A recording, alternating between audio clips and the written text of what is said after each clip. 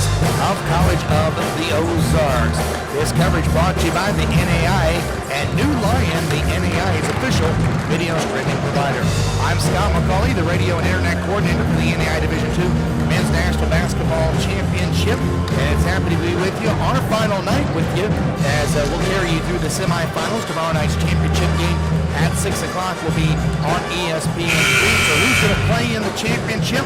That's what we're going to determine tonight. And we begin that quest tonight in our first national semifinal as Southeastern out of Lakeland, Florida will take on Indiana Wesleyan out of Marion, Indiana. Of the final four teams, only two seeded teams remaining, including Midland, who will play in our next game, the number 10 seed against Robert Morris. But all of these teams are part of the NAIA Division II top 25. So it should be an outstanding game. We'll have the starting lineups. Introductions from Charlie Pentecost, the game announcer for our first game tonight. And then myself, along with Don West, will bring you this first national semifinal. Perry Phillips and I will have the second game for you tonight. And again, tomorrow night's game will be on ESPN3. We will be the 2014 NAIA Division II Men's National Basketball Champion. We will take one step closer to finding that answer tonight. Now across the court, Charlie Pentecost with tonight's starting lineups.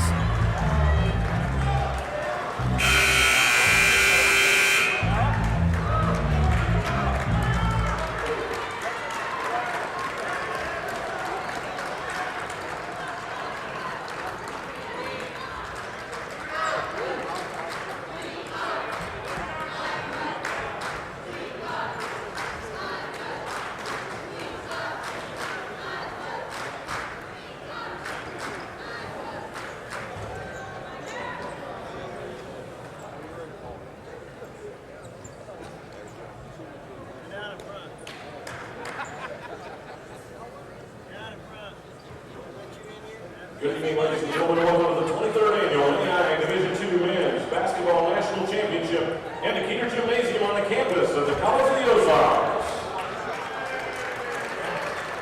Here's the lineups for this semifinal game featuring the Wildcats of Indiana Wesleyan University and the Fire of Southeastern University.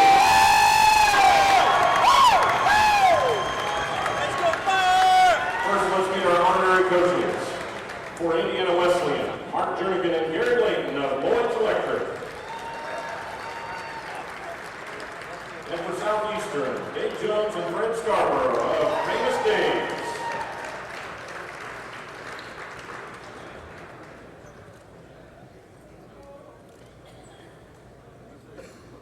And now for your starting lineups. Starting to guard for Indiana Wesleyan, a 6'2" senior from Danville, Indiana, number 44, Jordan Weidner. Starting to guard for Southeastern, a 6'1" senior from Miami, Florida, number 1, Dwayne Johnson.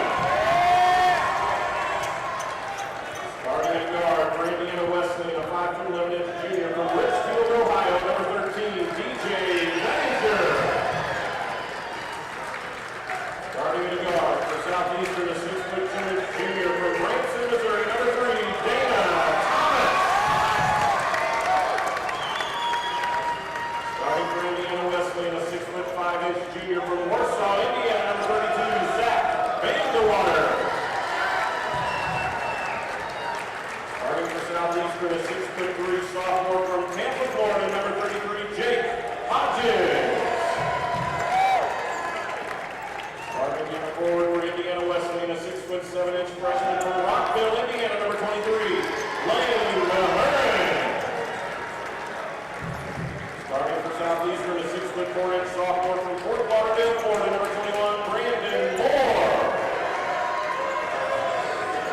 Starting for Indiana Wesleyan, a 6'9" senior from Rockville, Indiana, number 33, RJ Mahern. And starting for Southeastern, a 6'9" junior from Orlando, Florida, number 32, Tim Mitchell. Head coach for Indiana Wesleyan is Greg Tonigal. The head coach for Southeastern is RJ Marsh. Our officials this evening are Rick Fields, Brooklyn Wells, and Chris Gears. Indiana Wesleyan's making their 7th national appearance at the national championships. They had been to the quarterfinals 4 times before finally knocking down the door on Saturday. with their victory over Friends University. Southeastern is making most of their first ever appearance in the NAI Division II National Championships, making it to the semifinal after holding off Davenport on Saturday. Again, I'm Scott McCauley, and I'm providing commentary tonight, but with the play-by-play of our first national semifinal, it is my pleasure to introduce my friend and my first ever broadcasting partner in my career, many, many moons ago. Farther back I like to remember, Don West. 28 years or so, Scott. Yeah, exactly, yeah. But thank you very much. We'll have some fun with this one with Indiana Wesleyan coming in at 29-6 out of the Crossroads League, and Southeastern University at 27-6. They were an at-large bid, the number 5 at-large. Southeastern beating Davenport by 3 on Saturday in the quarters, and Indiana Wesleyan winning over Friends University by 16, 95-79 on Saturday. It'll be Southeastern University wearing the white. They'll be the home team. Indiana Wesleyan in their bright red.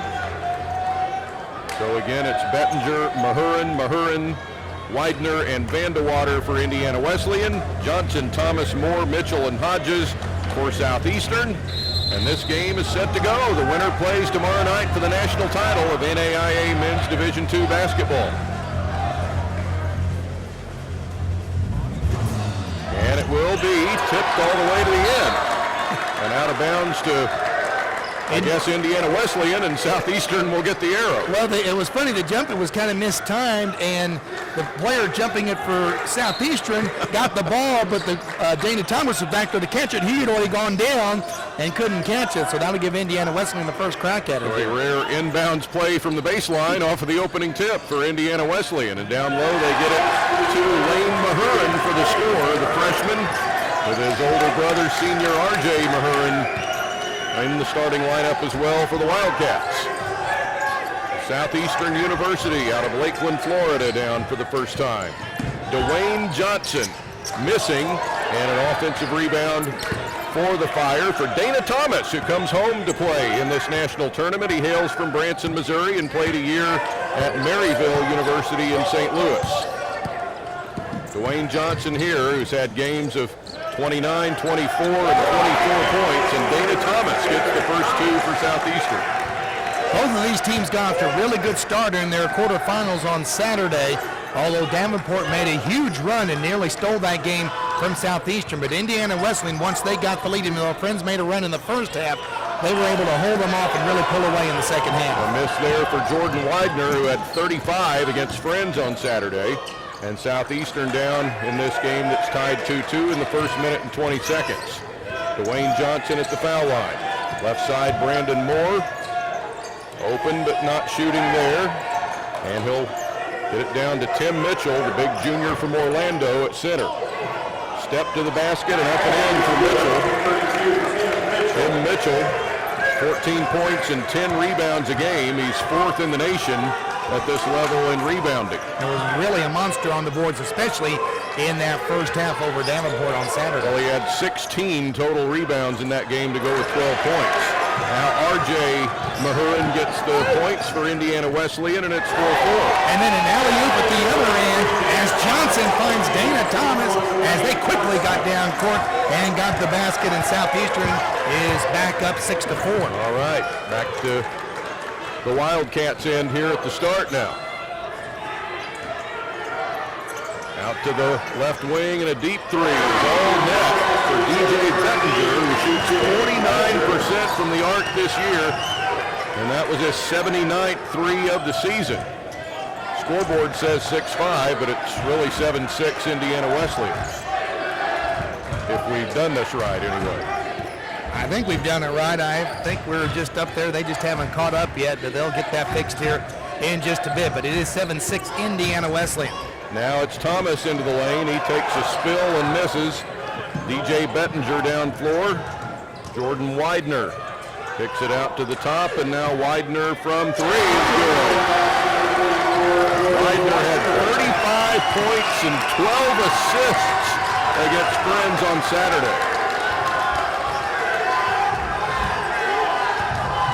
Southeastern University out of the Sun Conference. Very well-known league to this tournament in Florida. Dana Thomas. Now Jake Hodges on the right side for the Fire. Tracked down at midcourt by Thomas with 6 to shoot. Thomas gives it up to Hodges and into the lane, and he'll shoot 2. So the first foul puts Jake Hodges on the line, and DJ Bettinger picks up the first foul of the game. Scoreboard's still too slight to the Wildcats as far as we can tell. Free throws for Jake Hodges coming. He is 74 out of 100 at the line this year, and the first one is good. Hodges in the tournament has now made 10 out of 15 from the line. Well, I don't know, Don. Maybe we missed something here because there's not one person saying a word about it so far. But like you, I thought we had a couple of baskets in there, but apparently nothing's happened so far. So we'll obviously keep an eye on that as the game goes along. They have no points on the big scoreboard here for R.J. Mahurin for the Wildcats, and we sure thought he had one there. Here's a 3 for Weidner, and he hits his second tray. Well, for the moment, we'll stick with 11-8 Indiana Wesleyan. Now a give to Jake Hodges and Dwayne Johnson off to Dana Thomas. Mitchell back for Thomas. Down the lane, and the fadeaway is missed. On the run, Bettinger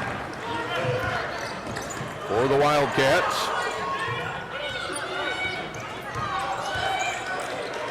Weidner finds Bettinger again. Now Mahurin lost it, Lane Mahurin.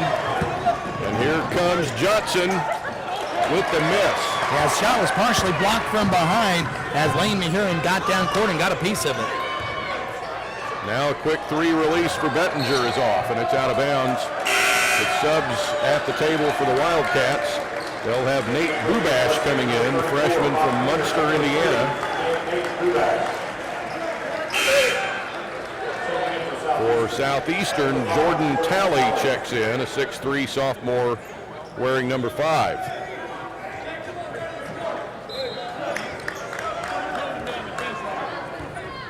And Bob Peters on the floor as well. He's 34 in the red, a freshman from Cuyahoga Falls, Ohio, who's had a couple of big games.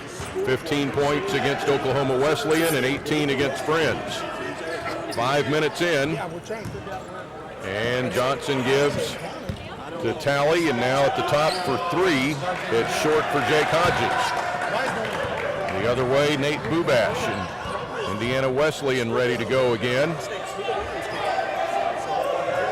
They make an average of 7.7 threes a game, and they shoot 20 per game. They've hit 270 for the season. Underneath, there's a miss by Bubash, and it's out of bounds, and the Wildcats will keep the ball. Greg Tonigal in his 9th year as head coach on the Wildcat bench, and R.J. Barsh in his 2nd season with Southeastern. Jordan Weidner will inbound for the Wildcats. Little bump, shot rejected by Tim Mitchell, and the follow is no good by Lane Mahurin, and it's going to be out of bounds.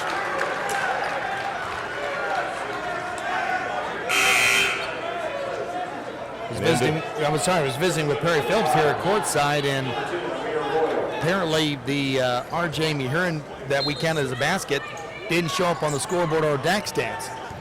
And I don't know, no one's checked with the official book yet to see what was in there, but for right now, officially R.J. Mahurin is 0 for 1, but like you, I thought I saw it go in the basket. I sure thought I did.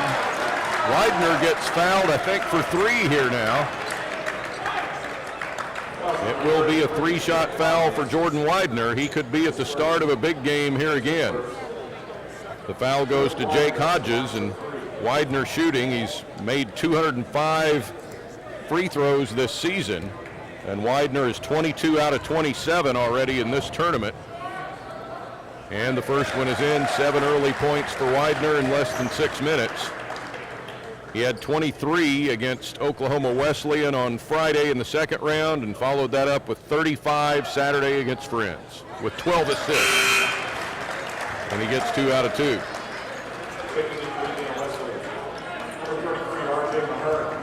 R.J. Mahurin is back in for Indiana Wesleyan. Second free throw, or third coming here, third of 3 for Weidner, good. So 14-8, the score we're on for now. 6 minutes into the game, Indiana Wesleyan the lead. Oh, big alley-oop jam for Tim Mitchell. Indiana Wesleyan played very, very well with the lead in the ball game, and it was very, very interesting in the way that game went, so it's important for Southeastern to stay back early. R.J. Mahurin hits a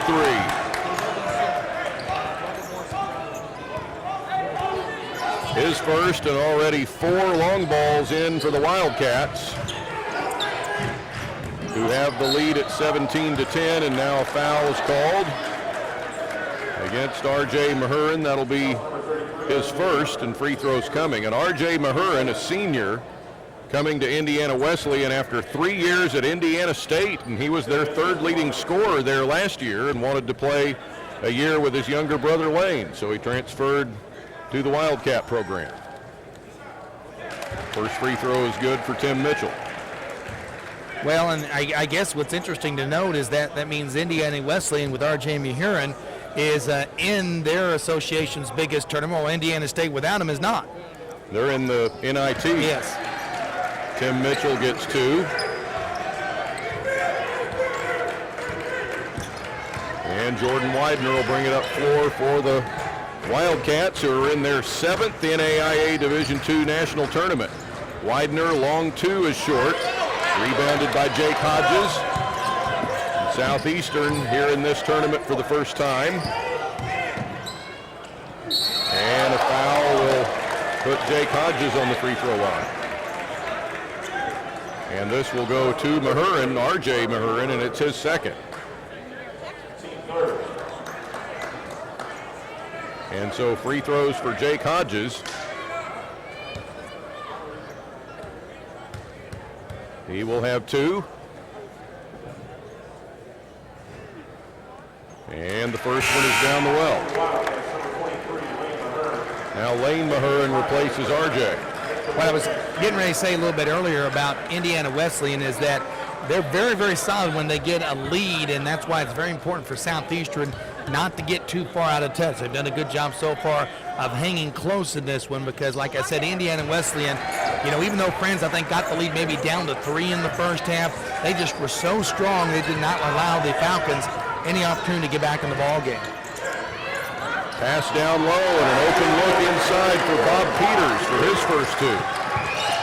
The freshman with the score for the Wildcats to make it 19-14. Indiana Wesleyan on top, and the left-handed runner is good, and this is Mitchell Wiggins with the score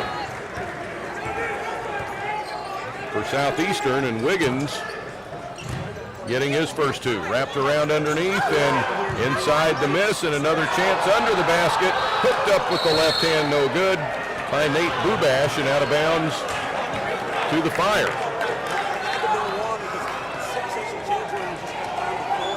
Amir Royal will throw it in. He's been in for a couple of minutes, and now Dana Thomas checks back in for Southeastern for Jake Hodges.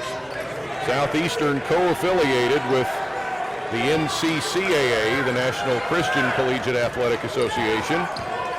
They were 15-17 last year and ended their season with a loss to Pensacola Christian in the NCCAA Regionals. Dwayne Johnson looking for his first 3 maybe, but a miss. It's picked up by Jordan Talley.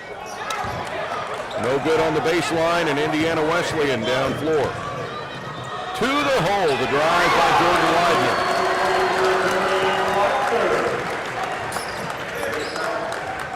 That's 11 already for Weidner on an 18.5 average. Again, coming off a big game, 35 the other day against France. Well, he has gone up exponentially, as we talked about, 7 and then 23 and then 35 in his 3 games here, so he may be due for about 50 tonight. This one is put up off of a pickup by Talley and no good.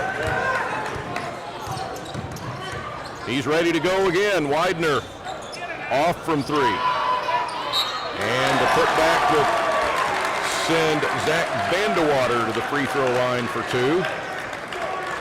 Down Indiana Wesleyan, a very strong rebounding team. On Friday against Oklahoma Wesleyan, Indiana Wesleyan pulled down 59 boards. Wow, amazing. 59. And that was one of the big factors in their victory over Oklahoma Wesleyan. Zach Vandewater shooting. He gets the first of 2 in. 3 subs for Southeastern. And for the Wildcats, Tyler Greathouse is in. Tim Mitchell returns along with Brandon Moore for Southeastern, and Dana Thomas out there with Jake Hodges and Dwayne Johnson, the 5 on the floor for the Fire.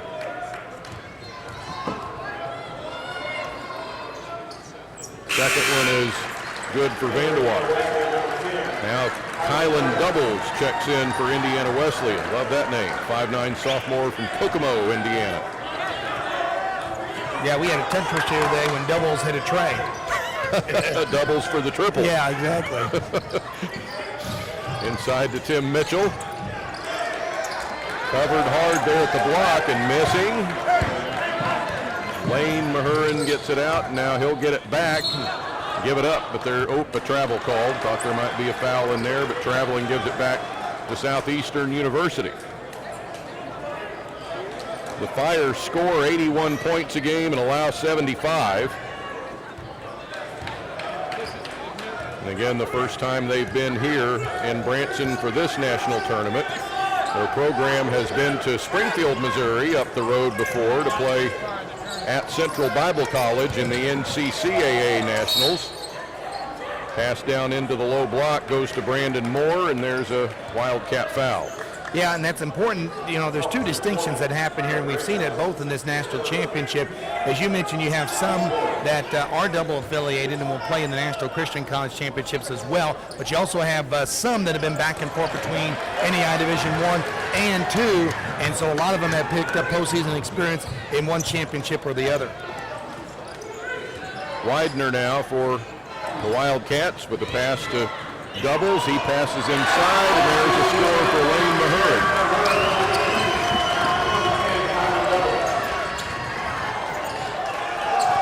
So a 9-point lead now for Indiana Wesleyan. They've got a little separation midway through the first half. Inside, Thomas with the score, and the Wildcat foul. We were talking about Dana Thomas earlier, and of course, myself, along with our other colleague who will be joining us for the second game, Perry Phillips, covered Dana in his high school career here in Branson. And one of the things that was his strong suit was his ability around the boards. There he got a putback, but he was also very good at stealing the basketball. In fact, he finished the regular season in the top 10 in steals nationally in NAI Division II. Rebound to the Wildcats, and he would have played with Avery Dingman, who went to Creighton, and Sam Pugh, who went to Pittsburgh State. Yeah, so great team. Very good team. And actually, Dana's career was a little bit hobbled. He had an injury that kept him out a lot of his junior year. Then he initially signed with the Air Force Academy, but an injury prevented him from ever playing there, and that's when he ended up at Maryville and then ended up at Southeastern.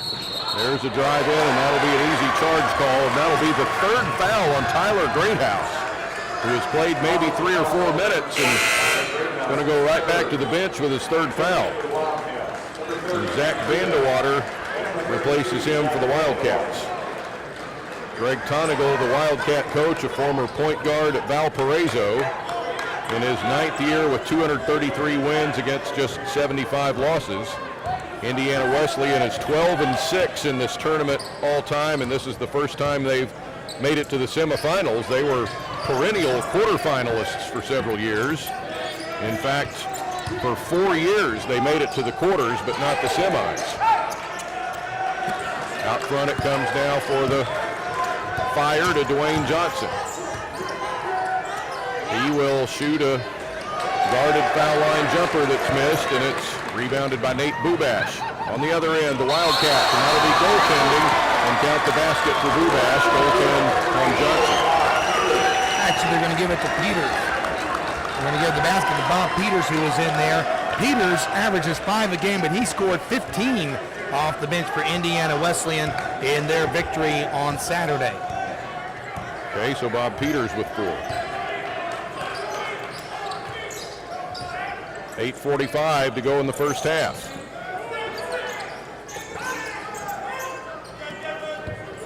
And the Fire have had a couple of early leads, but their last one was at 6-4. Since then, the Wildcats have been on top, and this went out of bounds to Southeastern.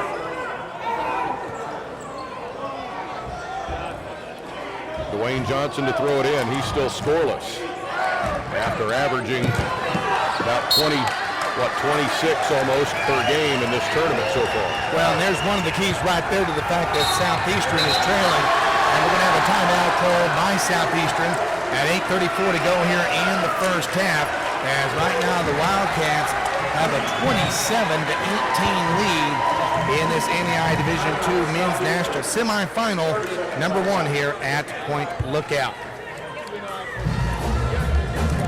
A reminder that the NAI Division II Men's National Basketball Championships, our coverage on New Lion, wrapping up tonight with the semifinals. But starting on Wednesday is the Division I National Championships for the men and women. You can go to NAI.org for more information. And of course, the Men's National Championship is at Kansas City, where it has been not every year, but for most of its history, back in the days when it was one division. We were talking about this the other day, but Point Lookout is tied for second in the most consecutive years of an NAI National Championship event being held. It is tied with Lewiston, Idaho, which has hosted the NAI World Series since 2000. The only venue that's had more national championships consecutively, those host tournaments, if you will, is Sioux City, Iowa, as they are hosting the Women's Championship for the 17th year in a row. Dana Thomas with the score off of the miss. And there's excitement here in the Branson area for that women's tournament because the College of the Ozarks team is in the semifinals and playing tonight. They're not supposed to be, but they are. Yeah. They were the 7th seed, and in fact, they're the up at there, and we'll finish the thought here in just a second. That hit somebody on the bench there, I thought. And it did, and it'll stay with Indiana Wesleyan. But that championship, unlike this one seeds the top 16 teams. That championship seeds every team. They separate the 4 brackets into 8 seeds, and C of O was the 7th seed in one of those brackets, and since they went to that format in 2003, they are the lowest seed to make it to the Final Four. So 8 minutes to go first half, 7 to shoot for Indiana Wesleyan off of the inbounds. That's blocked by Johnson. He rips the ball out of the air and heads down floor for the Fire. Drives all the way and gets his first 2. And the Wildcats quickly to their end, and the miss for Lane Mahurin. Southeastern back down. Off to the left corner for 3. That's no good for Brandon Moore. And a break for the Wildcats, and the layup is in for Nate Bubash. Just when Southeastern had a little bit of momentum, they miss a 3, and on the long pass down court, they go back up by 9. Here's Dwayne Johnson for 2 more, his second bucket. Yeah, it's going to be important for the Fire for him to get going because he can certainly carry the squad for periods of time. Of course, he's the main reason they're here on that very tough shot he had against Cardinal Stritch in the second round last Friday to knock out the number 1 seed and defending national champion. Yeah, Southeastern with wins over Huntington, Cardinal Stritch, and Davenport to get here, and last year's champion went down at the hands of this Fire team in the second round. Here's a steal, look out. Dana Thomas will jam it home. We'll get a timeout from Greg Conager now. As the Fire have come back to get within 3 points at 29-26. They've scored 4 straight to get there and have the momentum on their side now. 6:27 to go in the first half. The NAIA Champions of Character program helps students understand and embody what character truly means. It also provides student athletes, coaches, and parents the training to know, do, and value the right thing, both inside and outside of sports. Learn more at championsofcharacter.org. There's 27 to go here in the first half. Indiana Wesleyan's lead has been trimmed to 3. Southeastern 29 to 26. Indiana Wesleyan up to a 9-point lead just a few minutes ago, but the Fire have come back, and both teams have kind of been following script so far. Southeastern has been hanging around a lot of people, but Don, our script on Saturday went something like this: team gets out the big lead, other team comes back. Now in all cases they didn't win. In fact, I think most of the teams, well, except for the William Penn game late, most of the teams that got out the big lead held on to win. But it was very, very tough as their opponent came back to make a game with it, especially Southeastern. They had Davenport down 18, and then the Panthers come roaring back and actually had it down to 1 and a shot to take the lead. Could not get over the hump, and Southeastern was able to hold them off by 3. You had that crazy game Thursday late night. William Penn over Dordt, 118 to 116 in double overtime. I think that ended about an hour ago. That was one of the best games I've seen in this championship. Perry and Dave Beckett had the call on that game. No, I'm sorry, Matt Boss and Perry had the call on that game, and it was a long night, but it also gave Perry and Matt a game for the next morning as well. Yep, that one twice. Since we got done after 12:30. Inbounds for the Wildcats. Stripped away from Lane Mahurin, and they'll inbound again. 15 to shoot, 6:07 to go first half, and Indiana Wesleyan leading by just 3 now. And an inbounds pass, and an offensive foul is called by Brooks Wells. And I believe they're going to get Lane Mahurin here, maybe for him pushing off on the back as he was trying to get possession there. And that will be, no, actually they're going to get Bubash for that foul, maybe setting a screen in there. That'll be Bubash's first foul. 7th team foul. That's one thing to point out, even though not on that particular foul, but all defensive fouls. There's free throws coming up for Indiana Wesleyan. Johnson kicks to the corner for Southeastern.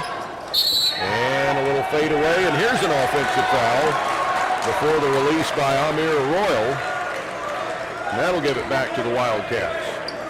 And R.J. Barsh wanting to know how that could be when his player was the one knocked all the way back, but apparently he leaned in before that contact happened, and that's why the offensive foul was called. And that's on Royal, and just the 3rd Fire team foul. Now a 3 goes down. Count this one for DJ Bettinger, his 2nd of the game and his 80th of the year.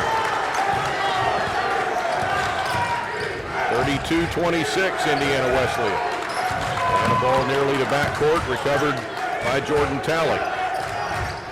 Johnson looking for help. He finds Dana Thomas. His set for 3 is short. Back out to the Fire for Johnson.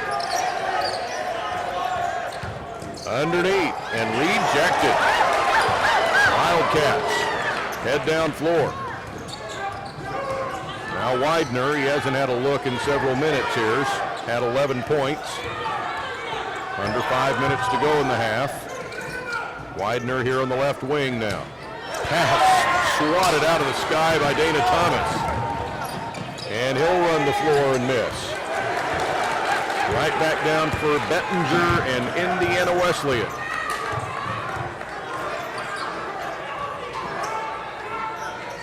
And Lane Mahurin will release and draw a foul on Tim Mitchell. His first. And 2 throws coming for Lane Mahurin. So Mahurin, a 73% foul shooter, the freshman. Big rebounding tournament for him. 12 against Reinhardt in their first round game and 11 boards against Friends in the quarters. And pretty much on average for the team shoots just under 75% from the free throw line. We're having a discussion as Greg Tonical is talking to the official about something, and I'm not sure what they were talking about. That's that phantom basket we saw earlier. But No explanation for that yet. Well, and Perrin Phillips has kind of been checking for us while we've been gone. And apparently, according to the official stats, the shot was missed and rebounded by Thomas, who flung it the other way. So, maybe, I know I've got 6 eyes that I'm wearing right now between your guys. Maybe it was just on a bifocal line. I don't know. I guess so. Because and to this point, no one has said it worked, so we're going to go with that. First free throw, by the way, was good by Weidner here, and he's up to 5 now. Maybe we need those new Google glasses to be able to see stuff right here. I don't know. Well, Perry Phillips and I learned our lesson earlier this year at a high school game at Ozark, which helped me help you on that slam. You were looking down. Terry and I did that in a high school game. Both looked down at the same time, and after the basket went in, there was a steal and a layup that we both missed. And we had to have a set of younger eyes at courtside explain that to us. So we recommend that in future broadcast. That one will circle in for Jordan Talley for his first 2. And this first half looks like it's going to finish pretty tight. Down to 4 minutes to go before the half. 34-28, Indiana Wesleyan, a 6-point lead. And possession here. Bettinger, high post and back out to the wing for 3 and down for Zach Vanderwater. Oh, you can't do any better than that for Indiana Wesleyan. A perfect pass outside, and Vanderwater was just waiting for it. That extends the Wildcat lead to 9, and the travel will give it back to Indiana Wesleyan. Well, they had it down to 3 just a few moments ago, but now a few unforced errors, and all of a sudden, Indiana Wesleyan shooting for a double-digit lead. As I said, you cannot if you're Southeastern, you cannot let Indiana Wesleyan get too far away. This 3:35 in the first half, very critical. Southeastern really needs to keep this to single digits if they hope to stay in the ball game. Into the lane, the fake, the shot, and the miss by Vanderwater.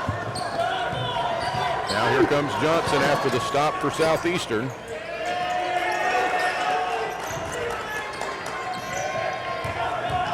To the hoop.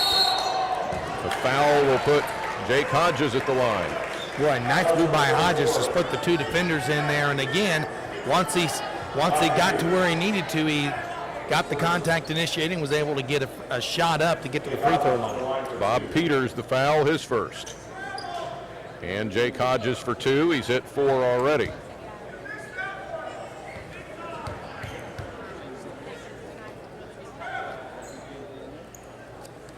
First one is good for Jake Hodges.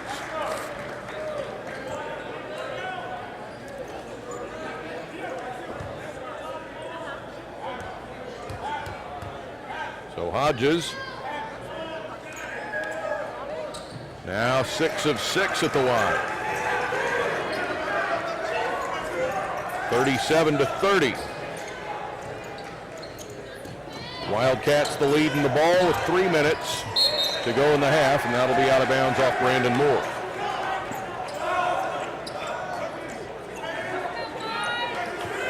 Southeastern joined the NAIA in 2009 and have that dual affiliation with the NCCAA.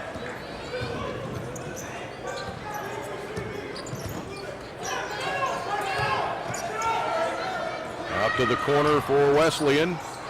Through the lane, back up to the wing, and down low, Vanderwater fouled again.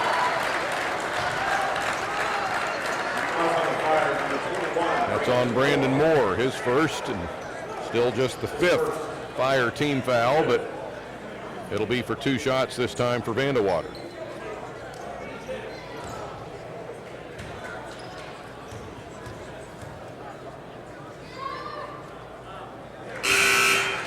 First one is in for him. Southeastern came into this tournament with a loss to Northwood in the Sun Conference tournament, 78-73.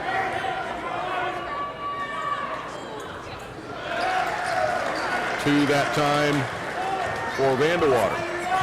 This makes it the 5th game in a row overall they played against a nationally ranked team. Northwood was 13th ranked at the time, and of course the other nationally ranked teams they played have been in this championship with victories over all 4 of them.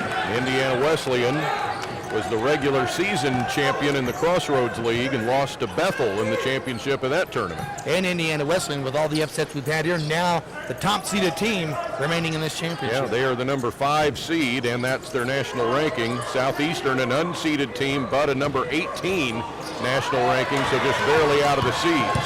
Southeastern the other way, high into the air, and out, and it will be Wildcat ball. Yeah, and we talked about this, even though it's seeded against unseeded team in each game tonight, it is a matchup of top 25 teams in both of these contests tonight. And we said this over and over again, a lot of the games when you're playing an unseeded team, you're still playing a team in the top 25. I still really think that's what makes this championship at NAIA so unique, is that even if you're playing an unseeded team, it's not necessarily an easy game. That'll be out of bounds. They were trying to avoid the 10 count there. Bob Peters rushed it and threw it into the Southeastern bench. And a good job by the Southeastern press that time to force the bad pass. I mean, they're either turning it over on the bad pass or they're going to turn it over on a 10 count. Yeah, so based on their national ranking, if this were like an NCAA tournament game, it'd be a 2 seed against a 5 seed, so it wouldn't necessarily be a huge upset the other way. This three is good for Brandon Moore. He hits his 44th three of the year.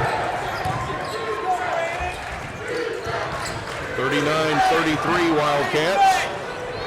Out toward the corner, and the three is short this time for Vandewater. Another chance for the Wildcats. Weidner.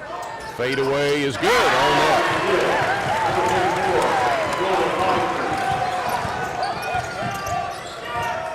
41-33 Wesleyan, and this one in for Dwayne Johnson. Very important 1 minute coming up. Southeastern is within 6, and they're just needing to keep it right about here. If, depending on how long it takes Indiana Wesleyan to get a shot up, they could have the final shot of the half. In toward the basket, and a foul on the floor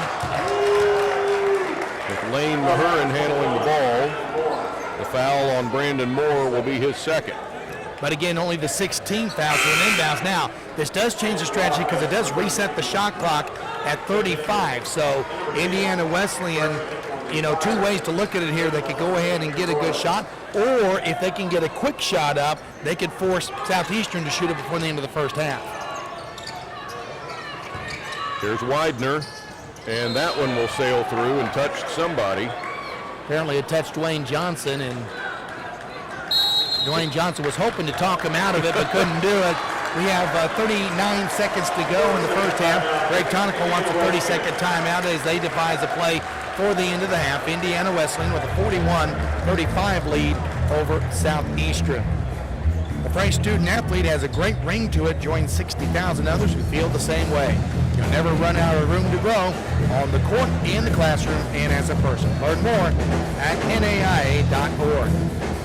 At 8 o'clock Central Time tonight, it'll be unseeded Robert Morris against the 10-seed Midland in the other national semifinal here at Point Lookout. The winners play tomorrow evening at 6 Central on ESPN3.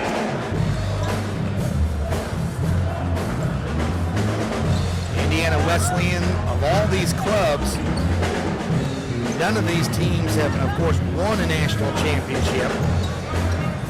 Robert Morris was in the national championship game in 2002, losing to Evangel, who has since, along with the rest of the Heart of America Conference, moved to NAIA Division I. Robert Morris lost there, but they had a good run of Division I championship appearances after moving up for a while, but now back in Division II for their second year in a row. So we got a lot of untested teams in semifinals here. Pass underneath, and Weidner gets it in. So still time, 20 seconds for Southeastern now. Southeastern does have the arrow to start the second half. So very important for Southeastern. At the very least, they do not turn the ball over here and give Indiana Wesleyan a cheap one. Johnson finds his way to the basket and scores. Still 3 seconds, 2 seconds. And a long three, good if it goes, just off. And that was a solid half of basketball right there. Score at the half. Indiana Wesleyan 43, Southeastern 37. We'll run through the first half scoring here of this game for Indiana Wesleyan. They're led by Jordan Weidner with 15 points. And beyond that, Zach Vandewater with 7. DJ Bettinger a pair of threes for 6. Lane Mahurin with 6. RJ Mahurin with 3. Bob Peters 4. And Nate Bubash with 2 for the Wildcats. And for Southeastern, Dana Thomas, the hometown product, led with 10 points. Dwayne Johnson had 8. Tim Mitchell, Jake Hodges with 6 each. Brandon Moore with 3. Jordan Talley 2. And Mitchell Wiggins with 2 points for Southeastern. So at the half, 43-37 is the lead for the Wildcats of Indiana Wesleyan in this national semifinal game. We'll step away for a little bit. The vocal group, I believe, from Lebanon High School is due to perform here at halftime of the first national semifinal. Don't forget, as Don mentioned a few moments ago, our second semifinal starting at around 8 o'clock Central Daylight Time. We'll have Robert Morris taking on Midland. So until we rejoin you for the second half, Roger, you are watching live action of the NAI Division II Men's Basketball National Championship from Point Lookout, brought to you by the NAI and New Line. We're back with the second half coming up straight ahead right here on NAIA.org. You'll like it. People who are different, their time is coming. Hey mama, look.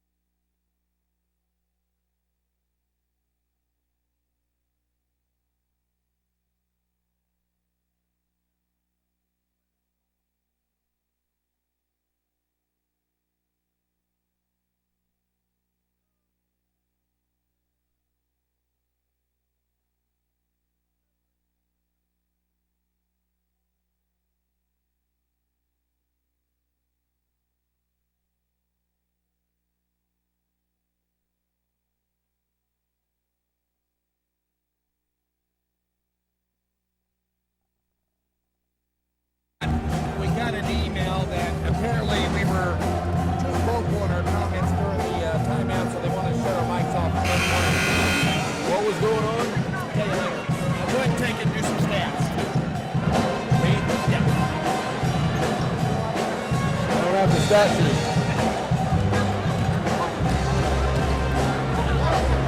Ready for the second half now of Southeastern University and Indiana Wesleyan at the NAIA Men's Division II National Tournament. First semifinal game between the Fire and the Wildcats, and Indiana Wesleyan leading 43-37. Some of the first half numbers for shooting-wise: Indiana Wesleyan 48%, 14 of 29. Southeastern 44%, 14 out of 32 from the field. Indiana Wesleyan hit 6 of 9 from 3, and Southeastern just 1 of 6. Wildcats 9 of 9 at the free throw line, and Southeastern 8 of 9. So the biggest difference is 6 threes hit by Indiana Wesleyan to 1 for Southeastern. So away we go in the second half. It'll be Southeastern's ball to begin the final 20.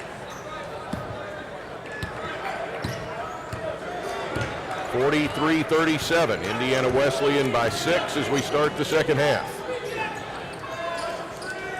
Dwayne Johnson, 8 points in the first half. He'll rise up and miss.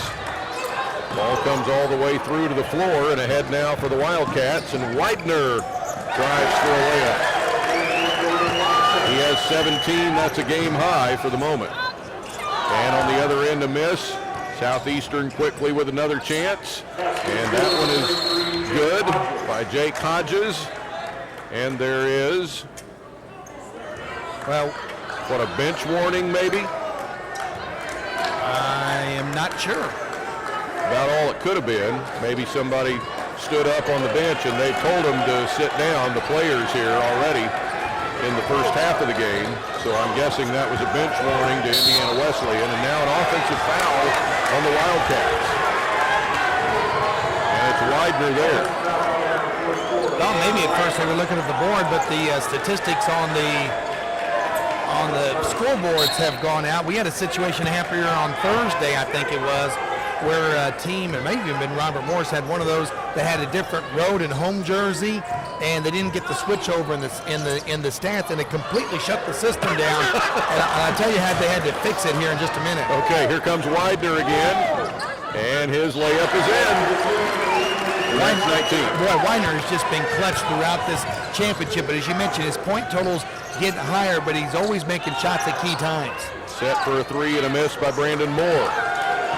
Wildcats a chance to go up double digits. Weidner again. Up and under and in. Tell you, R.J. Bosch may need a timeout here because Indiana Wesleyan has really taken some early momentum here in the second half. They have a double-digit lead, can make it 11. Well, that game we were talking about, to finish the thought, what had to happen is, or they wouldn't delay the game, is they actually went in and played the game, then one of the students had to watch the tape and stamp the game off the tapes to get the official box score done. In the meantime, at halftime, we got a copy of the score book so we could check the scoring totals. That's the way it goes sometimes, isn't it? It was improvisation, but they got through it very well. 3-point play, Weidner. An offensive foul for Southeastern, and Indiana Wesleyan has come out with all the goods on their side here in the second half. And the foul is on Brandon Moore. His third came a few minutes ago, and now he gets his fourth. And that function apparently isn't working on the scoreboard either, because it's still got Moore's second foul up there. Well, and the other thing about it now is that means with 2 quick fouls early here in the second half, Brandon Moore is going to be out of the lineup for a while, and that's going to be a loss that Southeastern is going to really have to work hard to overcome, because they've got to find some way to crack this Indiana Wesleyan club, who plays very, very tough when they're ahead. So Moore is out of the game now. Here's a little collision. It's not called, and Southeastern will come the other way. Amir Royal, and now there's a miss by Dana Thomas. Royal started that break. Thomas is down on the other end. We play on here for Indiana Wesleyan, and a 3 is good for Zach Vandewater. And now Thomas is up and still shaking out the cobwebs. He thinks he's okay to stay in, and we kept moving on there, but now we get a Southeastern timeout. So, wow, that quickly, 2 minutes and 11 seconds into the second half, and already Indiana Wesleyan has scored 10 since halftime, and And it's a 10-2 start for the Wildcats to the second half. Which has them up 53-39 at 17:49 to go here in the second half.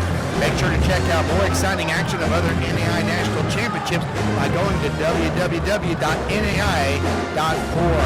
The Division I Men's and Women's National Championship will be starting on Wednesday. Go to the NAI website for more information. This is our last night with you here at NAI.org through New Lion. As we mentioned earlier, tomorrow night's championship game for the NAI Division II Men's National Championship will be on ESPN3. In fact, the women's semifinals and finals, part of the deal that the NAI has struck with ESPN3. So you'll be able to see those semifinals and finals up in Sioux City, Iowa, as well as the championship game here on ESPN3. And again, our tip time tomorrow night is 6:05 Central Daylight Time. We're trying to will determine who the two finalists will be. Indiana Wesleyan off to a strong start here in the second half, Don, and as I've mentioned several times, Indiana Wesleyan has played as well as anybody in this national championship. Once they get a lead, they are very, very tough to come back on. So certainly Southeastern with plenty of time, but they can't let too much more time go by before starting to make some sort of run. Southeastern here with the ball out of this timeout. Dwayne Johnson, the pass left wing.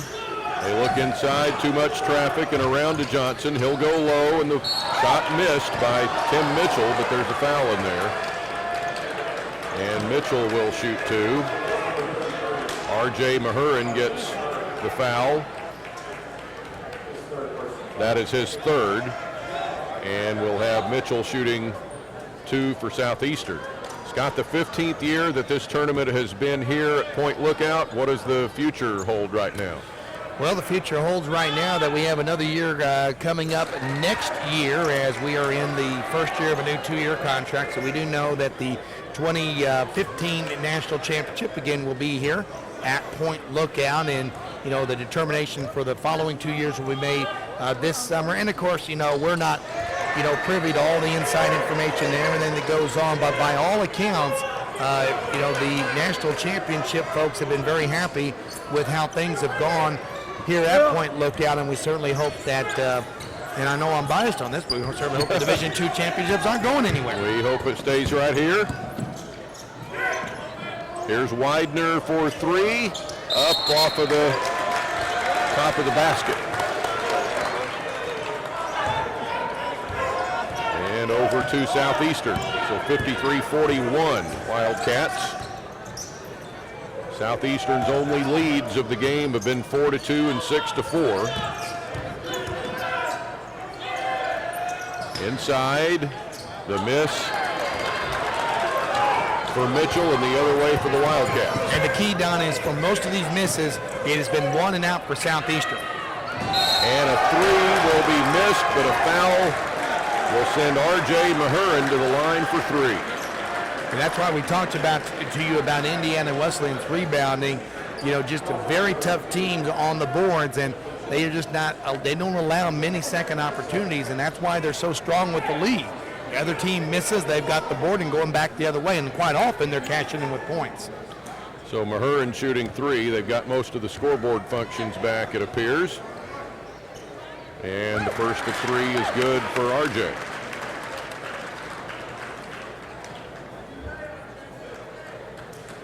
And just for your information, we did check during the halftime about the basket that Don and I apparently saw, and apparently Don and I were the only two in the entire gymnasium that saw it. So what we have decided is that Don and I apparently seen way too much basketball over the last week, and it was a figment of our imagination. And probably the folks watching at home are probably saying, what is going on with those guys? So they probably had the best view of it of anybody. Guess he didn't make it, but he makes 3 out of 3 at the line here. 56-41. Wildcats up by 15 now. R.J. Mahurin comes out. Bob Peters back into the game, their sixth man. And Southeastern with the ball with 16:38 to go. Amir Royal takes it in and gets swatted by Lane Mahurin. Now ahead to Weidner, to the basket. Big reception by Mitchell.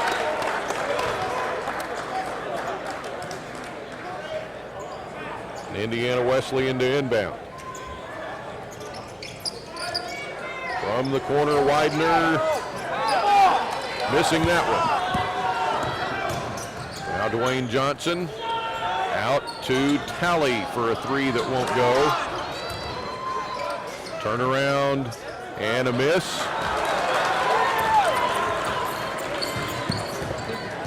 Wildcats back ahead to their end.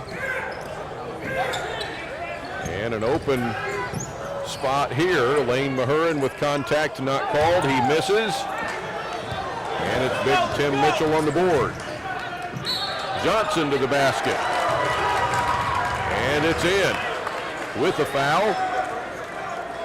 And that'll finally get Johnson to double figures with 10 points and a big bucket for Southeastern to get, just trying to get any momentum going. And any momentum that's going to happen for them is probably going to go through Dwayne Johnson. He's really where the whole offense runs through, even if he may not be the leading scorer in a particular game. I mean, he is their leading scorer for the season, but still, he got a lot of other players that can score, and he helps keep them involved in the offense. Zach Vandewater got the foul, and Johnson at the line for one, and he gets a three-point conversion. 56-44 Wildcats. Indiana Wesleyan into forecourt. Pass off of a leg there. Called a kicked ball by Brooks Wells.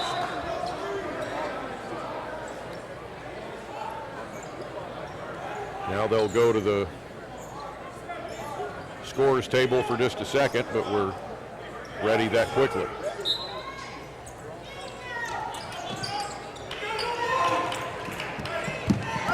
Inbounds comes to Vandewater. They give out to Kylan Doubles, who's in at the guard. Coming around, Lane Mahurin lost the ball. Stripped from him, out of bounds to the Fire.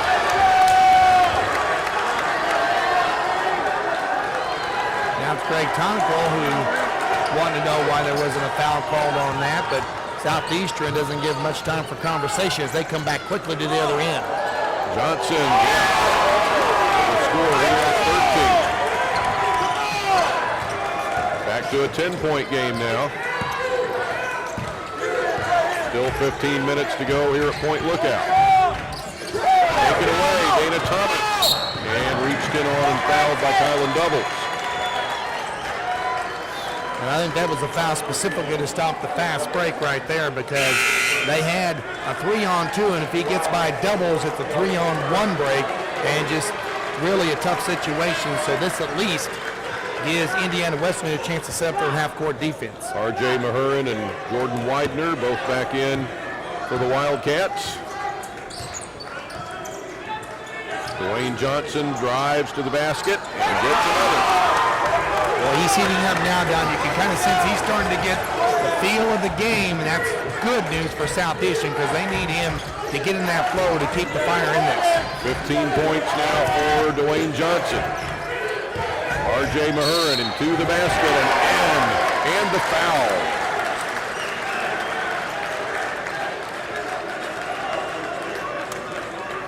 Indiana Wesleyan just makes it so tough. Even when you get on a run, they know they've got so many go-to players on their ball club. Certainly Weidner has been that the last couple of outings, but here you've got a situation where Mahurin had the open look, and he got the shot to go in and the free throw. Well, he has 9 for the game now. Foul to Amir Royal, his second. 3 at a time again for Wesleyan, and 2 there for Dwayne Johnson. Just about unstoppable right now. He has 9 in the second half already and 17 for the game. To the corner, 3 for Bob Peters is good.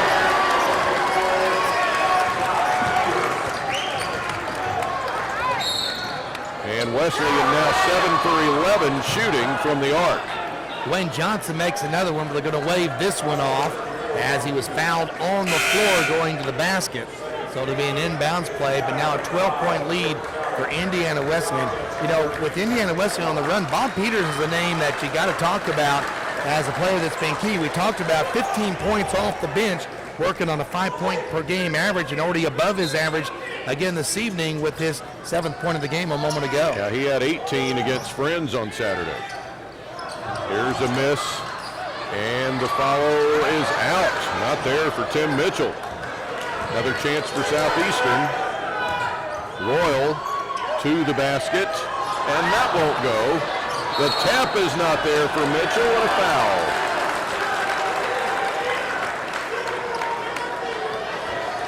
The Wildcat foul. Put the big man Tim Mitchell at the line. That's on Nate Bubash, his second. Southeastern shooting about 67% from the free throw line. Mitchell just a tad below that average at 62%, though he made some big free throws for the Fire in their win over Davenport on Saturday. Mitchell is 4th in the nation in rebounding and 4th in blocks at this level with 65 block shots this year coming in. And as I mentioned earlier, he was very, very good on the boards, especially when Southeastern got out to that big lead over Davenport. That'll give him 10 for this game, 10 points. 10 is the margin now for the Wildcats, leading 62-52. Weidner with 22 points to give to R.J. Mahurin. And Weidner not forcing a three there. Mahurin lost it. Here comes Mitchell. And ahead, the runner missed by Jordan Talley. Weidner back down, Wesleyan with numbers.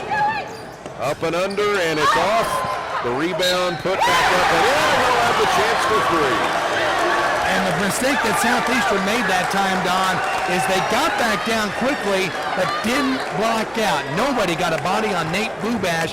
That's how he was able to go in and do the follow-up, even though he was outnumbered 2-1. So he will go to the line for one. Jordan Talley got the foul, his first. Well, that was a big exchange right there because Southeastern was all over the basket, just couldn't get it to go in at the other end. And then to have that putback, even when you had numbers at the other end to have the putback, that's the killer. Nate Bubash to the line and trying to make it a three-point play. Kylan doubles back into the game for Peters, and the free throw missed by Bubash. So it's 64-52 Indiana Wesleyan.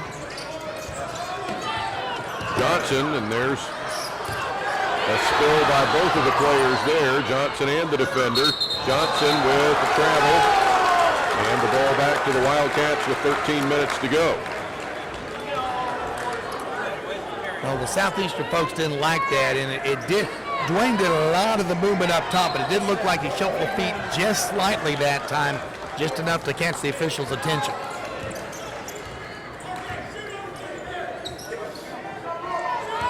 Into forecourt for Indiana Wesleyan. Weidner. High post pass, R.J. Mahurin to the basket. Three more maybe here for R.J. Seems to be getting them three at a time.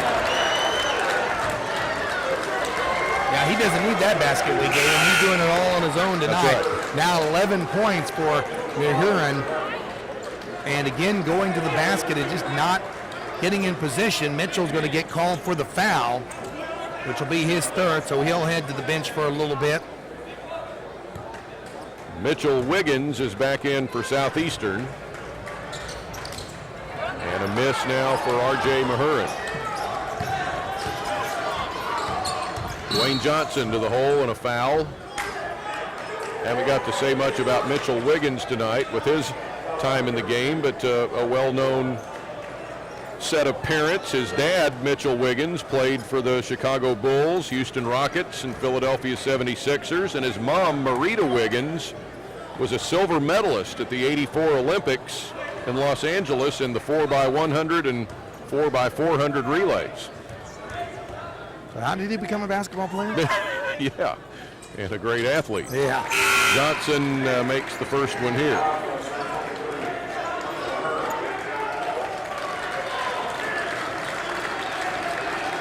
Now Bubash goes out and Lane Mahurin back in.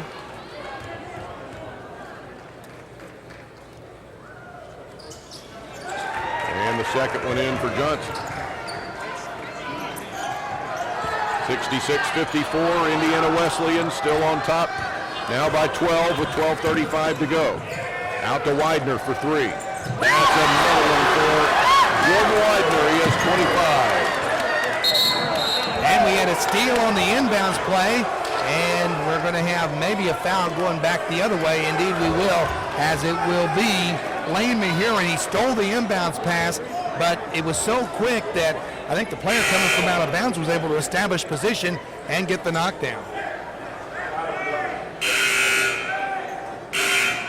Now they're going to double check and make sure who the foul's on. And it is Lane Mahurin, his first. I told you these things happen quickly. Yep. Can't look down and score the game for long. Well, especially at this point. Now, when we did our first NAIA National Championship here in 2000, we had much better reflexes on the neck than we do here in 2014. Just one of those things. Johnson, pass into the lane, and there's the score for Amir Royal. Senior from Las Vegas. His first basket. 69-56 Wildcats. With 12:02 to go and a foul as it goes into the pivot for the Wildcats. Southeastern foul on Jake Hodges is his second. I want to take a moment to thank Southeastern. Without their own radio crew, so we have a lot of the Southeastern fans that have been tuning in to us here on NAIA.org.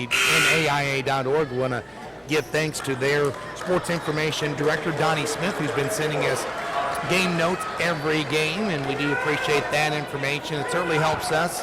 You know, even though we do some of our own research, we're covering a lot of teams, and in my case, coordinating a lot of other things with the national championship. And we do appreciate Donnie's help in getting us the information, and it's been our pleasure to watch this Southeastern team. It's been a real good story here in their first national championship and making it all the way to the semifinals. Lane Mahurin gets two for the Wildcats. He couldn't do it without the help of guys like that. Down underneath, a miss for Mitchell Wiggins, and it's stripped from him as he tried to go up the second time.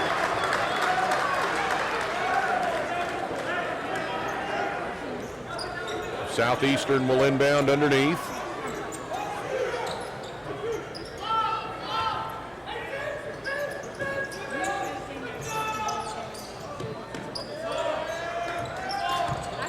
Little pull up is off, no good for Royal.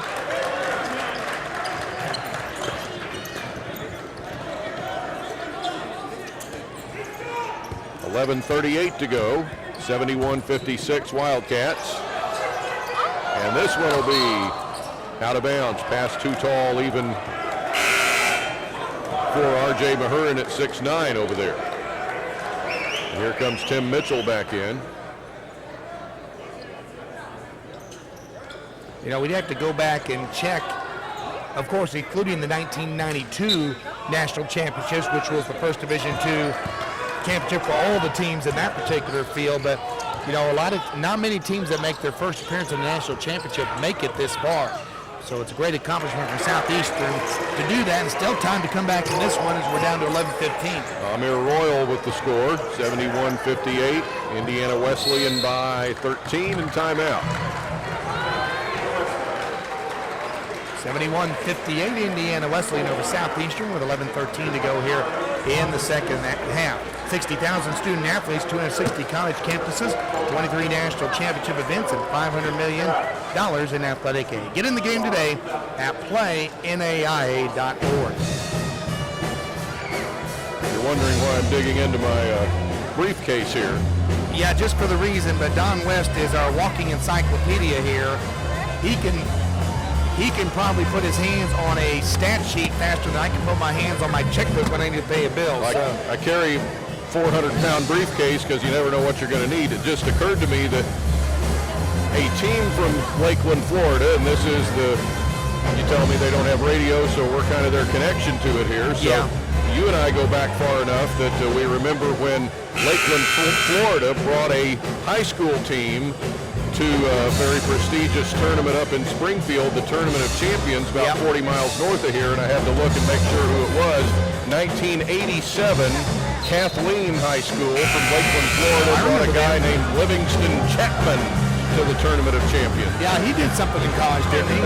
Yes, sir. Yeah. Yeah, that tournament has in Springfield has seen a lot of quality time. Well, in fact, of course, we've been talking a lot about Dana Thomas from Southeastern.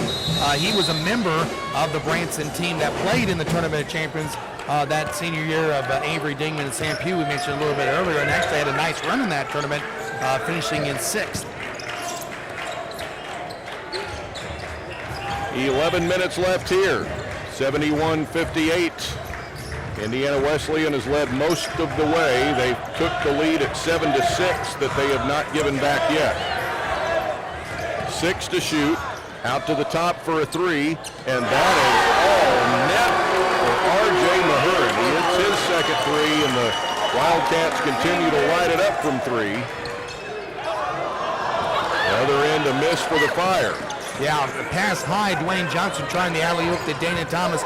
Pass was just a little high, and Thomas not able to come down with it, so we'll go back the other way. Indiana Wesleyan now 10 of 14 from 3. And a foul on the drive to the hole. Well, and that one in particular, Don, was important because Indiana Wesleyan did exactly what Greg Tonico would love in that situation. They run the shot clock all the way down, and about 3 seconds to go on the shot clock, they fire a 3 up. And you know, I know sometimes people think, well, you shouldn't really talk about running clock at 10:23. Well, actually you should. I mean, anytime you can hold the ball and keep it away from your opponent for any length of time and then turn around and knock a 3 down, you not only take time off the clock, but you get your 3 points further away from your opponent. Both teams are in the 1-and-1 now. Wildcats lead by 16. Here's a 3. And that's up and good for Jake Hodges, and that's just the second 3 hit by Southeastern. So at the 10-minute mark to go, Indiana Wesleyan leads 74-61.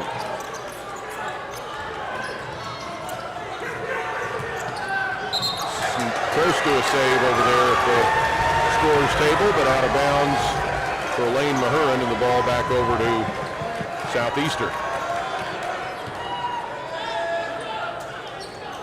And I got to do, I think it was 5 Southeastern games in 2 different appearances at the NCCAA National Tournament up in Springfield a few years ago. Here's the steal and the miss. It's tapped up on the rim after the miss by Zach Vandewater. Johnson kicks it out for a 3, and Dana Thomas left it short.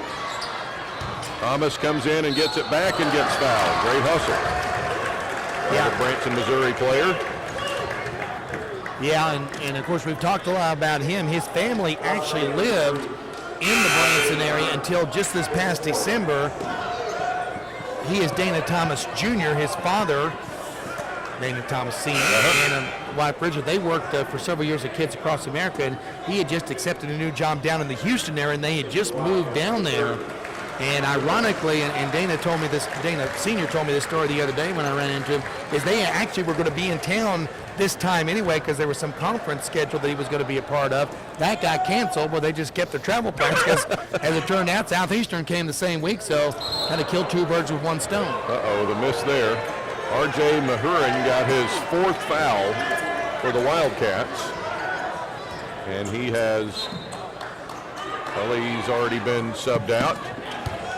Now down here for a 1-on-1 for the Wildcats. Driving miss by Mahurin with Mitchell standing guard.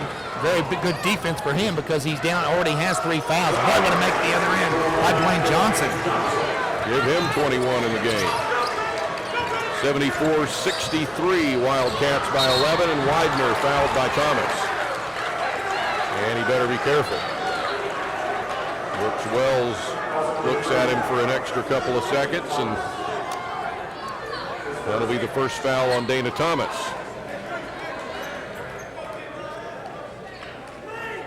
Now they get together, and he says, be cool about it. Weidner to the line for 2, or make it 1-and-1. This will be the final 1-and-1. of the evening, actually. Both teams will be in the double bonus the rest of the way. That's 26 now for Weidner.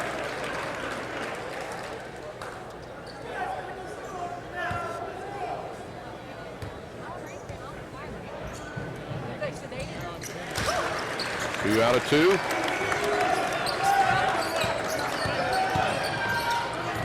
Lead back to 13 for the Wildcats. Almost had it, but now it's Dwayne Johnson with the miss. Dana Thomas the long rebound. Another chance for the Fire, and collision underneath away from the ball.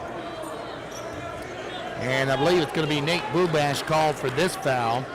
He'll put Southeastern on the foul line, and as you mentioned a moment ago, it is 2 free throws on defensive fouls the rest of the night, rest of this game with Southeastern and Indiana Wesleyan.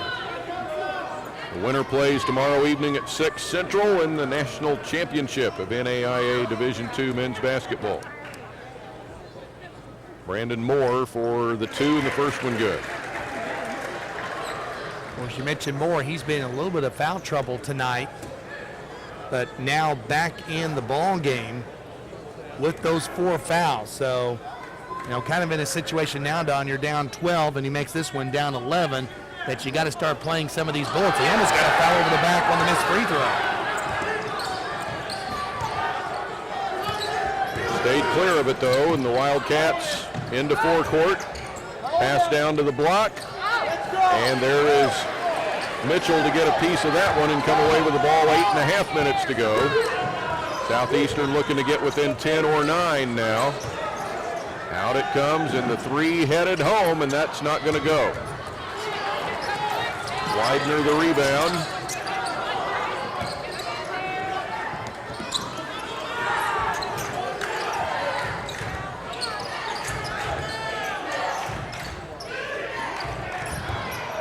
This will come over to the left side, and a great pass across the lane to Lane Mahurin from Bob Peters. Or just so many different weapons as Southeastern's going to take a timeout, but just Indiana Wesleyan just has so many different weapons. Southeastern's made several runs here tonight, but it just seems like every time they get something going, they'll either pop it out to Weidner for a 3, or maybe R.J. Mahurin making the big play, or, you know, Lane Mahurin, Josh Peters off the bench. You can name other names. They just got so many different people, and that is why they've been so tough with the lead in this championship. And in fact, you take a look at their margin of victories, they have been as widespread as anybody. They beat Reinhardt in the opening round 82-67. They beat Indiana Wesleyan 87-75 in the second round.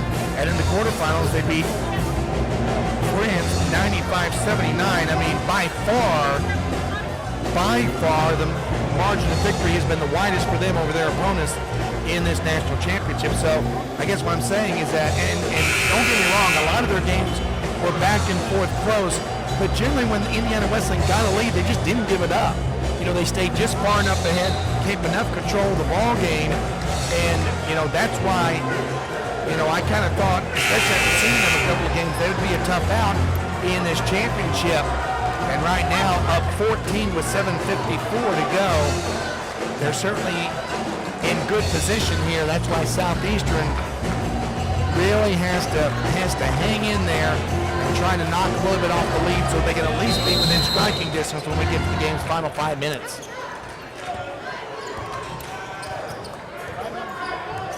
.48 left now. Thomas around the arc. Dwayne Johnson to the basket. Little bump, and the shot's good.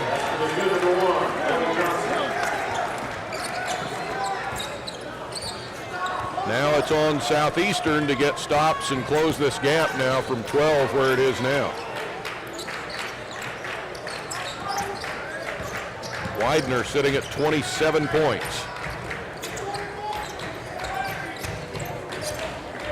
And back out to Weidner to reset, 12 to shoot. Out to the corner, into the lane, and a drive by Bob Peters and fouled. And again, the shot clock goes down to 5. They draw contact and get to the free throw line. Just, again, really good job by Greg Tonical and his team of winding the clock down, running as much time as they can, and then making something happen, either getting a shot up or going to the free throw line. So Peters with 8 points now off the bench, and one more free throw to come.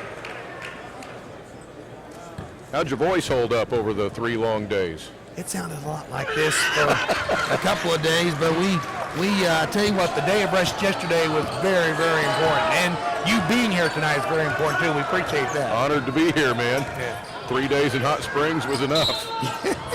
Not on vacation, folks. He was working. Just want to get that one out there real quick there. A working vacation in Hot Springs, Arkansas There you go. for their state championships. 6:53 to go and a foul here. Yeah, we had some fun between myself and Perry Phillips. I do want to thank a couple of other guys that helped us during that stretch. John Phillips, who's the athletic director and also play-by-play voice of Embry-Riddle, helped us on a game. We had Andy Smith in for a game from Cornerstone. Of course, Matt Boss with NAI joined us for a couple of games on Thursday, including that wild William Penn Dort game. After he did that double overtime, he was done. He fell so far behind, we didn't see him again. I mean, he's been here and been doing a lot of work, but we do appreciate all those folks. And, of course, Dave Beckett for his help on analysis. And, of course, Perry Phillips will be joining me for the next game, next semifinal coming up here in just a bit. Out to the top for the Wildcats. My question is, where else can you go where you can have an athletic director do games for his own team? Well, I'm telling you, it's an interesting story we'll get to in a bit after we see Jordan Weidner continuing to rack up numbers. Now he has 29 as Indiana Wesleyan continues to push ahead. By 15 now, that's off a couple of knees in there, and the Wildcats come away with it. Winding down to 6 minutes to go. Johnson gets away with that bump, and now a foul on Tim Mitchell. Well, the story on John Phillips is, John, of course, Embry-Riddle won the first national championship here at Point Lookout in 2000. He was the sports information director at that time. And then John, became an assistant athletic director and worked a long time. Steve Ritter, who's the longtime head coach, was also the AD. But basically, he stepped down from that role earlier this year, and John was next in line. So he stepped up, and John and I didn't talk if that's going to affect his play-by-play status, but of course he's been doing Embry-Riddle games forever, and of course he's from, folks in Southeast are very familiar with Embry-Riddle. They're in the Sun Conference, and so they were, he was very anxious and very hopeful that Southeastern could do pretty well in this one, the representative of the Sun Conference, but they're a little behind it now, down 84-67. With 6:04 to go here in the second half. And timeout, Nate Bubash, the free throws, he has 6 points, and Caleb Knesny into the game now for the Fire, a sophomore from Cedar Falls, Iowa, who spent a year at the University of Dubuque.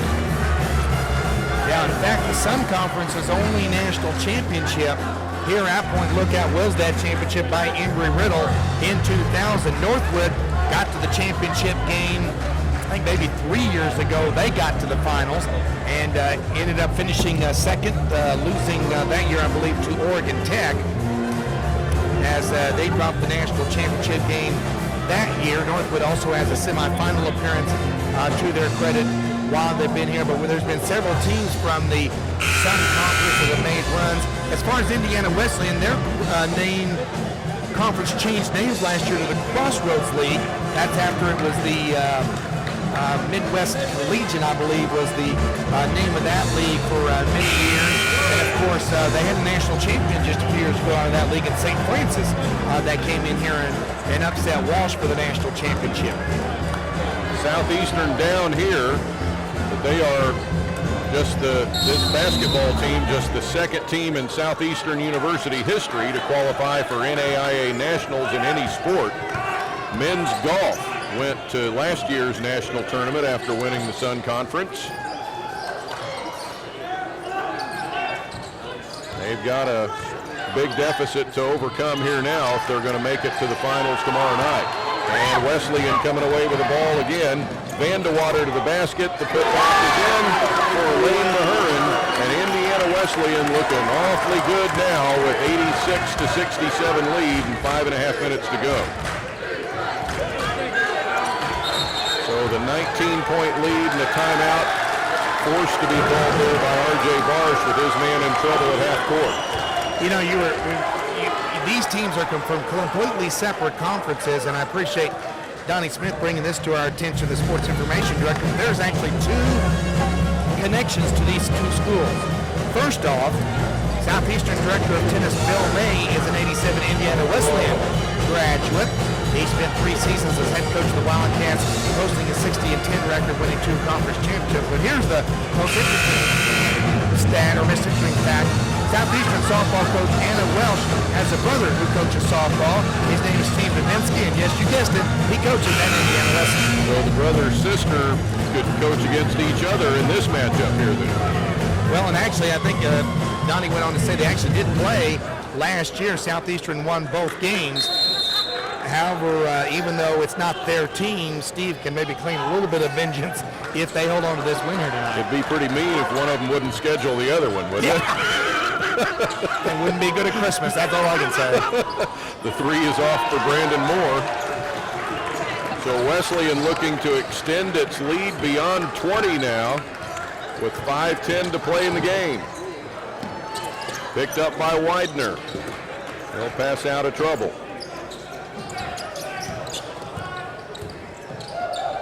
Right back out with still 15 to shoot, and there's a nice give and drive to the basket by Lane Mahoon. Boy, they're just doing, it's like clockwork now. They are just a well-oiled machine. And as I told you, Don, they have known to play with how to play with the lead in this championship better than anyone that's been here this year. Now a long 3 for Konechny that's no good. And the Wildcats have this game in lockdown at the moment with 4.5 minutes to go. Off and across and in for Nate Bubash in timeout. 90-67 Indiana Wesleyan. They have scored 10 straight to get the lead to 23. 4:27 to go. Fans interested in ordering photographs from all of the games of the national championships should visit www.ciphotography.com. And if you go to NAI.org, a lot of the game stories will have pictures. And the picture I've been using is an example, but it's just one of the examples of the great photograph. If you go to NAI.org, you can see the recap of the Southeastern over Cardinal Stritch. They got a beautiful picture of Dwayne Johnson just as we going up to the shot that won the game against Cardinal Stritch, and those are the type of shots that you can see, get examples of, and then of course for them yourself. Again, that website is www.ciphotography.com. This one stays out for Johnson. The foul on Konechny will send us to the Wildcat in for a 2-shot double bonus.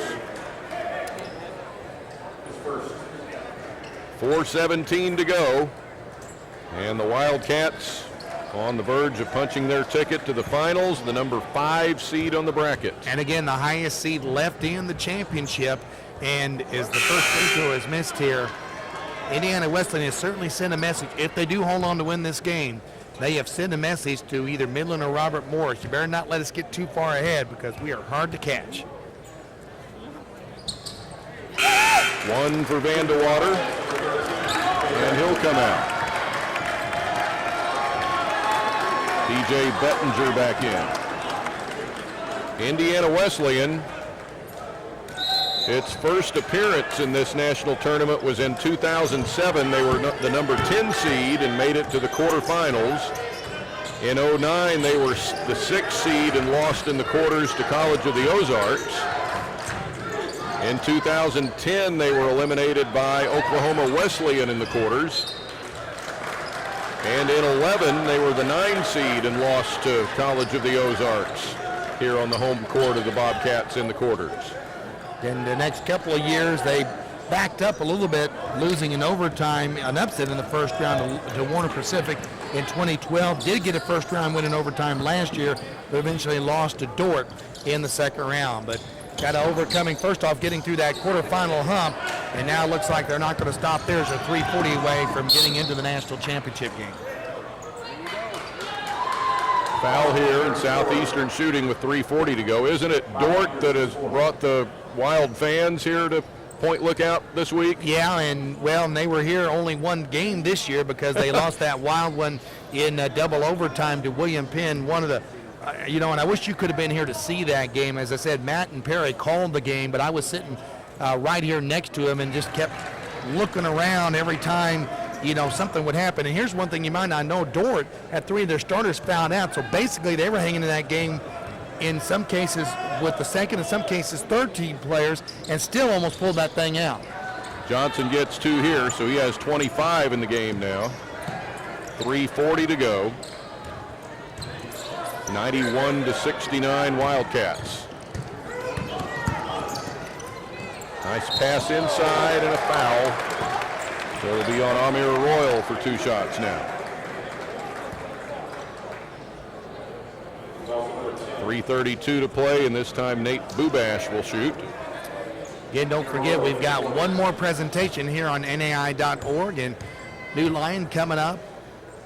And we will have some ceremonies after this game because they always present the national semifinals who goes down to defeat. They do present them with some awards, so that will be happening right after this game. But then about 20 minutes after that, our second national semifinal, we'll have Midlands, the Great Plains Athletic Conference, taking on Robert Morris of the Chicagoland Conference. And Midland, his games have been much closer, but have been very solid down the stretch. You might remember Midland was the team last year that had William Penn beat, only to see them get a shot at the last second to go into the semifinals. Midland held off a rally by Bethel in that similar situation on Saturday, and a punched a ticket here to the quarterfinal or to the semifinals. Royal with a miss. There's a Wildcat foul, and Joe Little is in the game now for the Fire, a sophomore wearing 23 from Grand Ledge, Michigan. Free throws coming for Amir Royal. Foul on Bob Peters, I think. They have that as his 4th, and Royal will shoot 2.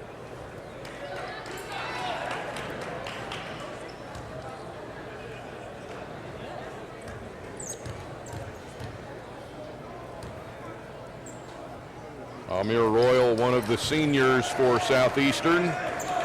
Just 3 of them, Mitchell Wiggins and Dwayne Johnson, the other 2. It appear to be in their last game here now. But a good ascension for them, and again, even though it looks like it's going to end for Southeastern here tonight, just what a great ride they have brought this year. R.J. Barsh in his 2nd season has really built this program into a very solid program. Again, they were the last team standing from the Sun Conference in this national championship, getting all the way here to the semifinals. But tonight they just ran into a buzzsaw. This Indiana Wesleyan team is looking awful good in this championship. Kylan Doubles gets 1 out of 2. Go, Joe! Little with the shot, and he gets it. Joe Little had 2 points in the first round to get against Huntington and hadn't played since. So he's in here and he gets 2 on the board in the semifinal round. 2:40 to go. 94-73 Wildcats.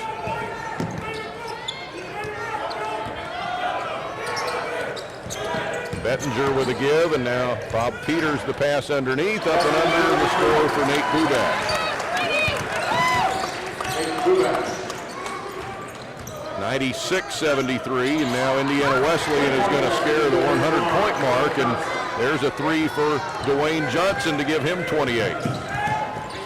So he is actually above his tournament average now. That was 25.7 coming in. Way above his season average, which was 20 even.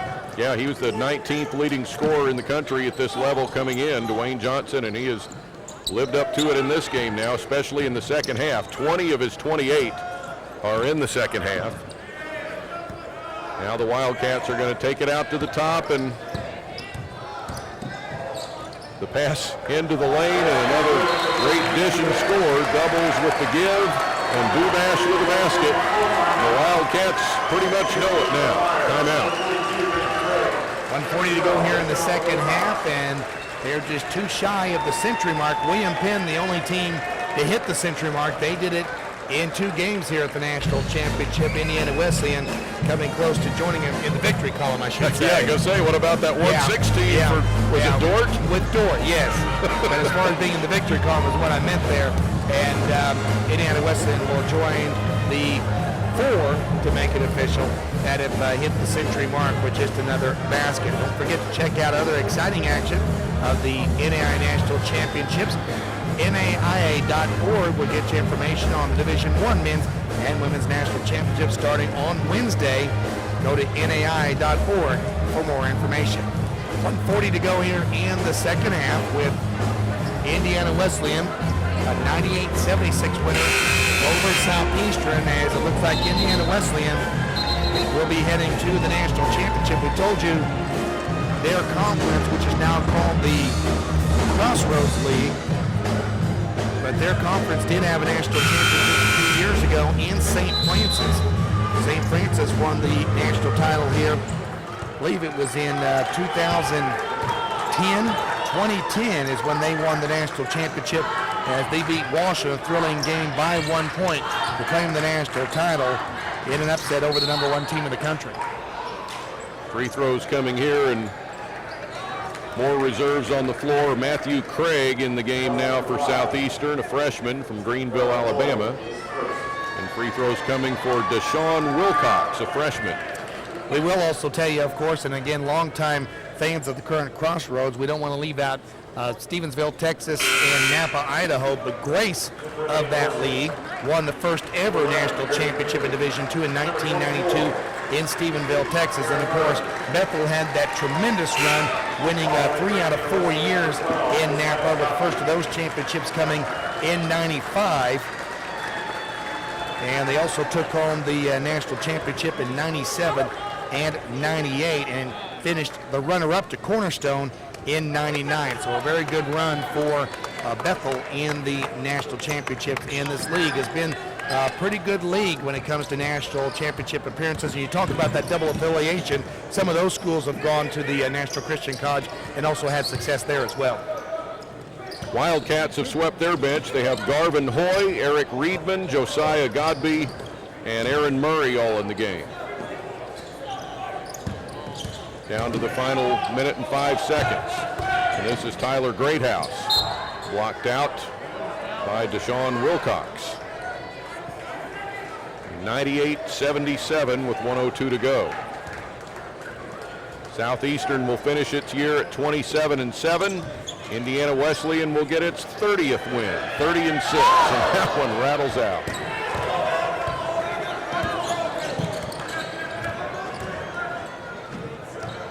Knesny now in the corner. That won't go. And the Wildcats are probably going to have one more shot at the 100 mark here, with about an 8-second difference on the shot clock. A drive and a miss by Eric Reedman, and that's probably going to be it now. 3 short for Wilcox. Pass down low and a miss for Craig. Wildcats away with the ball, and 15 seconds standing between them and a trip to the National Championship of NAIA Men's Division II basketball. It'll be the first trip to the finals for Indiana Wesleyan. The Wildcats will be playing on Tuesday.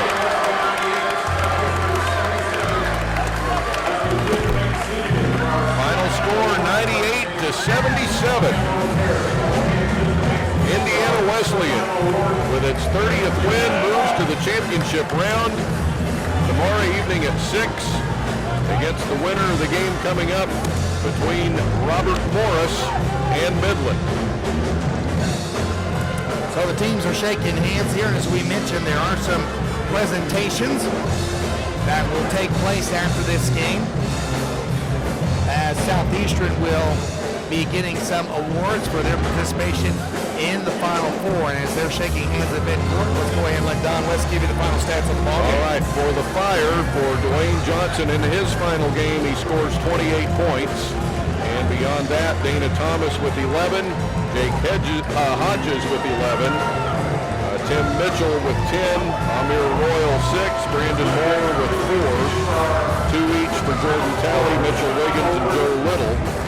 And for Indiana Wesleyan, it's Jordan Weidner with 29 for another terrific game for him. Lane Mahurin and R.J. Mahurin had 14 each. Bob Peters with 9 off the bench. Nate Bubash with 14. Zach Vanderwater 11. Bob Peters 9. Kylan Doubles with 1. And right now, let's listen in as Charlie Pentecost gives the individual awards, announces them for the Southeastern Fire of Lakeland, Florida. We'll begin by presenting the individual awards. Making the presentations tonight are Championship Games Committee members Matt O'Brien, Jace Thompson, and Kirk Brower. For the Southeastern University Fire, redshirt Matt Kroll.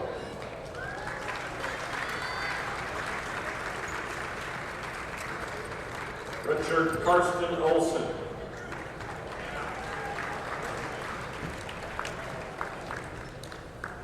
Redshirt Jamin Thomas.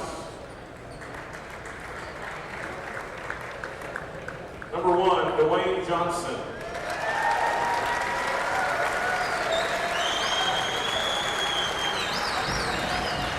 Number 3, Dana Thomas.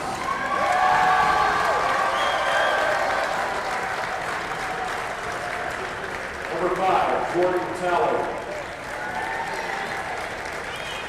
Number 10, Amir Royal.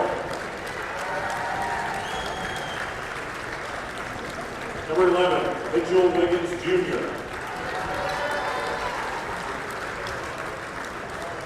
Number 12, Deshaun Wilcox. Number 20, Caleb Knesny. Number 21, Brandon Moore.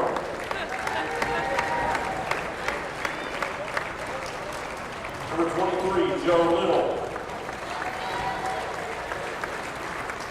Number 32, Timothy Mitchell.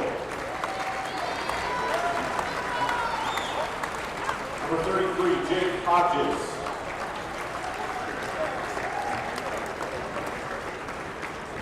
Number 42, Matthew Craig.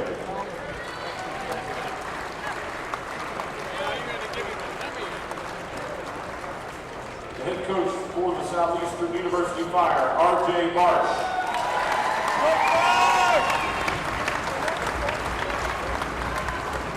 Assistant coach, Eddie Anderson. Assistant coach, Buddy Mason. Assistant coach, Carl Howell. And assistant coach, Jeremy Grammer.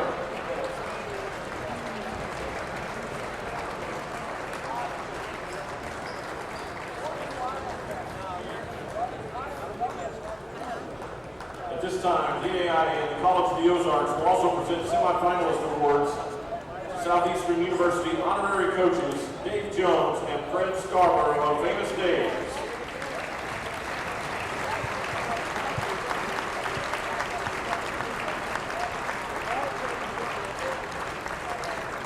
I'd like to thank Dave and Fred as well as Famous Days for their outstanding support of this team throughout the tournament.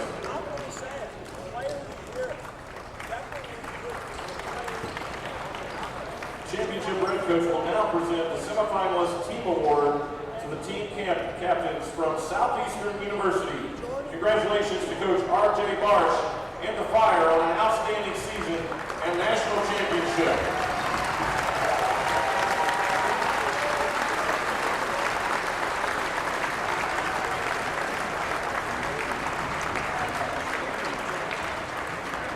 Ladies and gentlemen, Indiana Wesleyan University advances to the championship game at 6 o'clock tomorrow night. We're going to deliver tonight's second semifinal game between Robert Morris University and Midland University. Indiana Indiana Wesleyan the winner, 98-77. Donald, we got a few minutes. We're going to try to, if we get an opportunity, we may try to get the Southeastern coach to join us here for a few minutes since we got 20 minutes between games. Since a lot of folks down in Lakeland, Florida may be tuning our way, and if we get an opportunity here in the next 10 minutes, we'll try to get with R.J. Marsh. While we're trying to set that up, you might take a check of some of the other stats in the ball game and see how everything good out. Of course, it was a real big Indiana Wesleyan victory as they come up with a victory by a final score of 98-77. Well, Southeast